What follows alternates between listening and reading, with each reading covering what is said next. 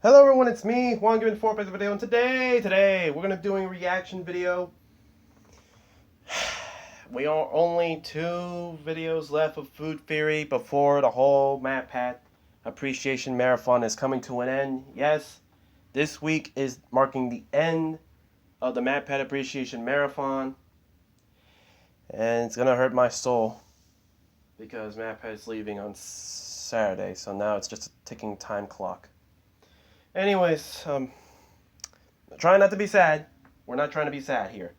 We got a lot of things to do today. So, without further ado, ladies and gentlemen, this is how to get Chipotle, more Chipotle meals for free. Let's do this. Restaurants, they are everywhere, and they cover basically every major food category that you could ever want. I'm talking about your Moe's, Blaze Pizza, Panda Express, Chopped, Kava. Anytime that I can step up to a literal buffet of ingredients and order exactly what I want in the quantities that I want them in, I'm gonna be a happy boy. And then, of course, there's the king of them all, Chipotle. It's beloved, it's memed, its hot sauce is gonna remind you later on the toilet of that meal that you had a few hours ago. Over the last few years, Chipotle's been one of the fastest growing chains in America. From their fresh ingredients, quick service, and delicious taste, it's not hard to see why people keep demanding more and more of their food, which is why I'm here today, loyal theorists. These types of restaurants are my favorite, and I want to make sure that I'm able to get the most bang for my buck. So how do you get the most out of your Chipotle burrito order? The internet's devised a whole host of tricks, secrets, and life hacks, but you know what? I'm not talking about those. This is about ordering everything in separate cups or getting a bunch of extra orders aside. No, what I'm focused on today are the psychological strategies that can get more beans in that burrito. Do male workers pile on more pinto than females? Should you be ordering fast or slow for that barbacoa on the goa? How does a lunch rush affect the stock of guac? And do nice guys finish first, or does being sour get you a bit more sour cream? Hope you're hungry, my friends, because this episode is ready to burrito bowl you over. I actually am kind of hungry, so I have pizza here with me. Food Theory, the show with no freezers, microwaves, or growth hormones added. You know it, you love it, you go to it when you want to live moss and don't want to deal with the after effects of Taco Bell. Chipotle. But really, today's about all the different fast casual restaurants that have you going down a line to order, be it poke or pizza. I've been waiting a long time for this episode. A long time. Even before Food Theory existed, when I would talk to people about what this channel was going to be doing, this was the episode that I would point to as an example. How do you psychologically hack your way to getting more food at a fast casual restaurant? You know what? People immediately got it. Because I think we've all been there, right? We've all noticed how ordering one item at a time tends to get you a bigger scoop than just rushing through your list of pre-planned ingredients. We've witnessed how the workers struggle to portion out tacos, how the lunch rush makes it a flurry of activity where scoop sizes go out the window. And personally, I've seen time and time again how Steph, as a petite female, tends to get like half the food that I do, especially when you're talking about things like poke places. It's a weird trend. And while we've all had some form of anecdotal evidence to this, I wanted to prove it once and for all using science. Why wait this long to do it? Well, an episode like this has always been a bit out of budget for us, and try as I might, I didn't really know anyone who could give me access to the prized Chipotle celebrity card. Yeah, in case you're not aware of this one, this thing gets you free Chipotle for a full year. What? Like my white whale to get on this channel, but you know what? Never worked out. And now, seeing as how this is my penultimate episode, just kind of had to bite the bullet. We're gonna be doing this one with or without the card. Clearly, we went without. That said, if someone from Chipotle just so happens to see this and feels compelled to send one my way to Matt Pat, the Chipotle superfan, it's never too late. I'm still gonna be making stuff. Wink, wink, nudge, nudge. Seriously, please give me the card. So, what are we actually testing today, and how are we gonna be doing it? Well, the plan is simple. Steph and I, as well as HR manager Rachel and production manager Justin, are gonna be heading to Chipotle for lunch for 4 days straight. Each time we're gonna be going to a different restaurant to ensure that we don't become regulars and get some form of special treatment. Each day of the test, we're gonna be ordering the exact same set of ingredients. A burrito bowl with white rice, black beans, pico, cheese, sour cream, fajita veggies, guacamole, and a variable protein based on the day. That way we can see how the different proteins affect our final totals. Why this list specifically? Well, it turns out not all ingredients on the Chipotle menu are treated the same. Some end up costing the company significantly more than others. As a result, Chipotle trains their employees to be extra careful of portion sizes with these couple of ingredients. In fact, according to conversations that we found between restaurant managers online, at the end of every shift, managers are required to tell the company exactly how much of these ingredients they used, so that data can be cross-referenced with how much they sold, all to ensure that they don't end up costing the company a lot of extra money. These ingredients even have themselves a special name, the Critical 7. These 7 are steak, The carnitas, critical barbacoa, 7. chicken, so basically all your protein, The deadly cheese, 7, sour you cream, mean. and then of course guacamole. So our standard order is trying to make sure that we've hit each of those. By the way, this isn't one of the hacks that we're testing today, but if you order a burrito without meat, apparently the guac is free. Just a little something for all our vegetarian friends out there who thought they wouldn't get anything out of this episode. Each day we're going to be looking to test one of 4 different variables: speed of ordering, friendliness, type of order, and crowdedness. Across those 16 bowls, we're also going to be paying attention to any Friendliness? differences in Oh, what the no. girls get versus what the guys get, as well as the impact that server age and gender might play on the amount of food that we're getting at the end of the line. You know, are guys giving out more hefty scoops than women? From there, we'll precisely weigh out our meals to see if any of these wound up as an actual hack or just totally whack. And by the way, make sure that you leave your ordering stories down in the comments below, because after seeing the results, I guarantee that there's going to be a part 2 to this episode, and we're going to be looking for more variables to try. And so is that with part all of 2 that the out of the way, final? it's time to The fill our final? bowls and our bellies. Round number All right. 1, speed of ordering. For day 1, the plan was to test how to order your toppings. Normally, when you order a bowl at Chipotle, the process is broken down into 2 steps. First, you tell Okay. the worker what you want and tell them your protein, rice, and beans. And then you're usually passed off to a second employee who handles the rest of the toppings. Yes. Most people, when they order toppings, they simply just list them all out at once. Gonna get pico, cheese, sour cream, fajita veggies, and guac. But is Ah, come on. gonna show us the effect. Go cheese, sour cream, fajita veggies, and guac. But is All right, it there we go. possible to get more if you order your toppings one at a time? The logic here being that by asking for them all at once, the server's already thinking about how much needs to go in that bowl and how to fit it all in there. However, if you're doing the ingredients one at a time, the employee is gonna give you a healthy portion, not realizing that you plan on ordering more toppings. Kind of like a cheesy guac jump scare. Another explanation could just be them rushing through the list of ingredients so they don't forget any of the items. In short, the underlying logic is that you're setting the pace for how your orders deliver. All right. There is another side to this argument. Once they realize that they might have given you too much too early of those first couple of ingredients, they might just ease up on all the rest. This is one that people like to actively call out on social media. And they're like, what do you want? And I'm like, spinach. And then they just destroy it with spinach. And you're like, I want like 5 other things. And then you're like, onion. And they're like, okay. And they put like 2 onions on it. And it's like, more onion, please.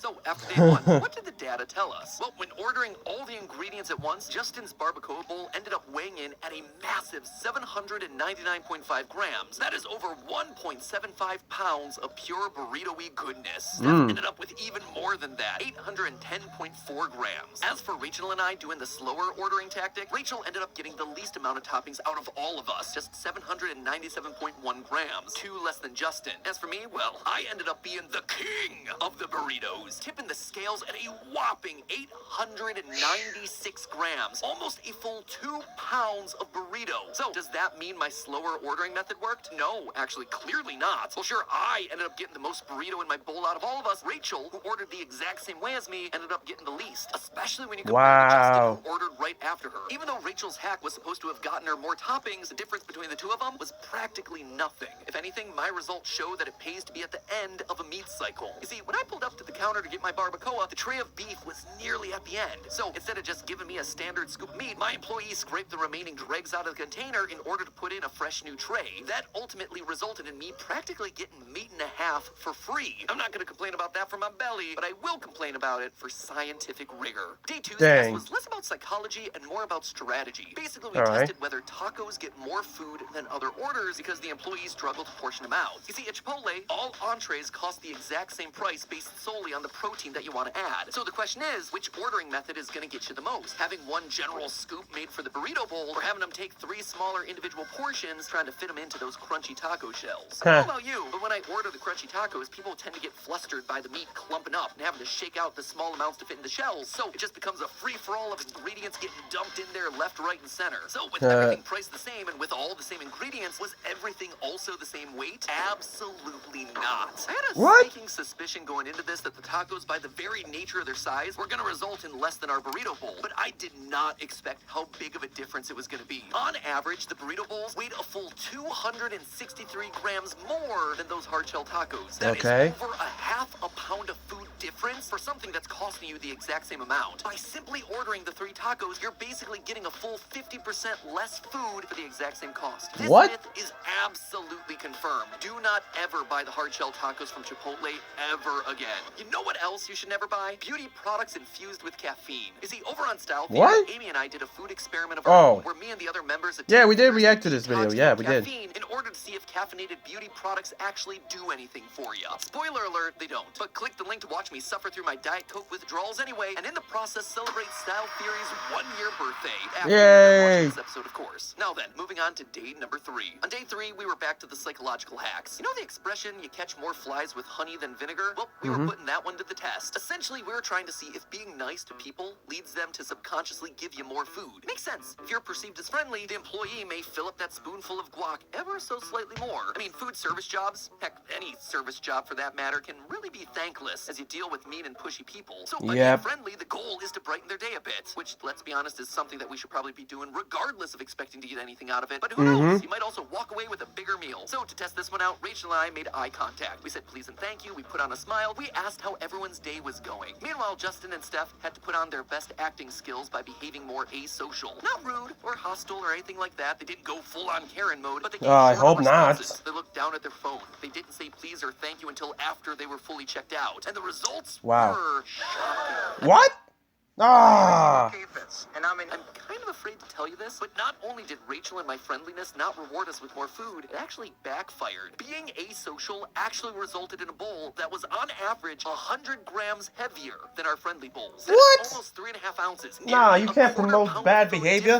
If you're looking at the data, you'll notice that my bowl in particular is especially light. That's because as we were talking, the server forgot to add pico to the bowl. Since I was supposed to be nice, I felt bad correcting them, so I ended up with an incomplete order. But even without that anomaly, Rachel's bowl was still a solid 50 grams lighter than either of our asocial options. And I think that right there shows us why this big difference exists. By trying to engage with the customer while also doing their job, you take the server's focus off of their work. You are breaking up their rhythm. Now, let me be perfectly clear. This isn't me saying to go out into the world and treat everyone like garbage to get more food. Far from it. I'm just reporting the numbers that we got and how we might have gotten them. And like I said, this day was probably the most socially uncomfortable for all of us because we're a team full of friendly, polite people pleasers. That's why I'd actually love to hear from anyone in the food service industry. Let us know down in the comments your perspective on all this. Do you like it when people talk to you? Is simply being polite enough, or would you prefer that we just leave you alone? Would you like to just keep your head down and get through the shift? Because at the end of the day, I want to help you. Which brings us then to the last day of our experiment. So far with this episode... Okay, so I'll let you guys know because, yeah, one of the reasons why I don't upload as much because I do work in food services, but for me, I don't know, I'm technically the type of guy who, you know, just wants to be left alone. I don't know why. But basically, how I like to see it, my personal life and my YouTube life, I like to, you know, like, at the workplace, I like to think, okay, I'm here to work, that's it. I'm here to work. Nothing more. But I do like it sometimes when people strike conversation with me. I mean, I do find some people funny. But the thing is that, you know, I get too focused on them that I messed up an order or something. So it's like, I like it, but, you know, try, like, small talks. I feel like I'm the type of guy who likes small talks. That doesn't, you know, make me take away from what I'm doing. Because if they go, like, talk more, I end up, like, listening more to their story. And it makes me mess up in an ordering placement. And then we have to go through the whole process of getting that food back, causing the customers to pay more. So, yeah. So, I like it when people talk to me. I just prefer to be left alone, you know, to be focused on what I'm doing, if that makes sense for everyone.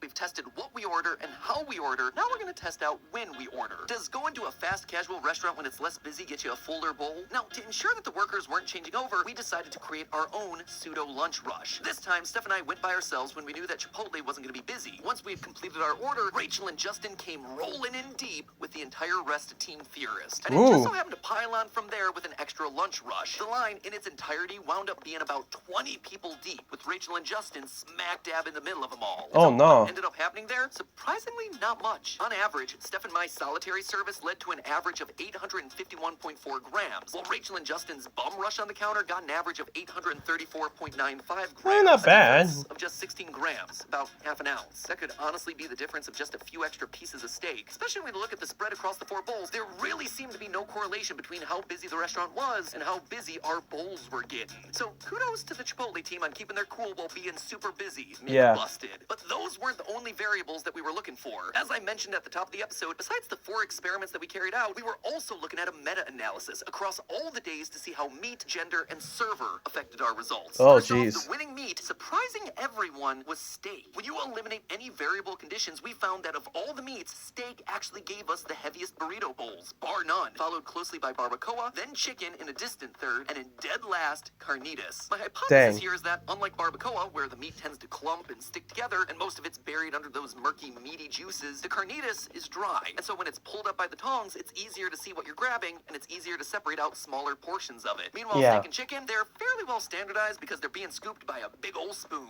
As for the effects of gender on the amount of food that you're getting, we determined that Chipotle is not sexist. Oh, thank God. Burrito bowls together, the averages came out to be almost identical. Well, Justin and I did get slightly more food on average. It was only about 8 grams. That's the equivalent of 8 paper clips. So good on you, Chipotle, for meeting the absolute bare minimum of human decency. No, I'm gonna be honest, I was surprised by this. Anecdotally, I've seen for years that Steph tends to get less food than me in other fast casual restaurants, especially when it comes to poke restaurants. That's why one day some updated version of this episode is going to happen again. Hear me on that, Santi? Loud and clear, Matt. And let's not wait 6 years for it this time, all right? That's it. Where I can see that difference happening is with smaller franchises or more homespun local establishments rather than the massive mega chains. I honestly think the results that we had over the last week come down to how well run Chipotle is as a business and how well it trains its employees. As a huge company, Chipotle ain't in the business of losing money, and they accomplish that via 2 methods: standardization and accountability. According to Chipotle, the appropriate servings for each item are 4 ounces of protein and rice, 2 ounces for salsa, 1 ounce for cheese and lettuce. And that is how employees at every single Chipotle are trained in what they call the, quote, art of portioning. As Chris Arnold, the communications director for Chipotle, once told ABC News, their menu prices are based on food costs, and the critical 7 are ingredients that are much more expensive. Employees have more latitude with ingredients like rice and beans and salsa, but they try to be more mindful of serving sizes with the more costly ingredients. As we talked about earlier, Chipotle managers have to keep track of how much of the critical 7 ingredients they use on a daily basis. Therefore, they're responsible for making sure that their employees keep to the prescribed standards and minimize waste as much as possible. So even if an employee would love to succumb to your hacks and give you more food, it's not really up to them. And on top of everything else, Chipotle also hires people known as restaurateurs, whose job it is to go to different stores in the company-issued Toyota Prius to further solidify that every scoop is as consistent as the last. Basically, everything is done in the name of making sure that the burrito you order in Hollywood, Maryland contains the exact same ingredients as the ones that you order in Hollywood, California. So despite our best efforts to try and game the system into the ultimate burrito, what we really learned was this: never order a taco, be polite, but not overly polite, order quickly, and stick with barbacoa or steak. Anything beyond that, though, is a busted myth. It turns out that despite our best efforts to hack Chipotle, it was Chipotle who hacked us. But hey, that's just a theory. A food theory. Alright, so that's the end of the video, guys. Thank you guys so much for watching. Make sure you like the video so I know you guys enjoy. Comment down below what you guys think. I don't know. I think this might make me go to Chipotle. I'm not sure. But maybe. And subscribe. We're trying to upload daily. This is 1Gimme4 signing off.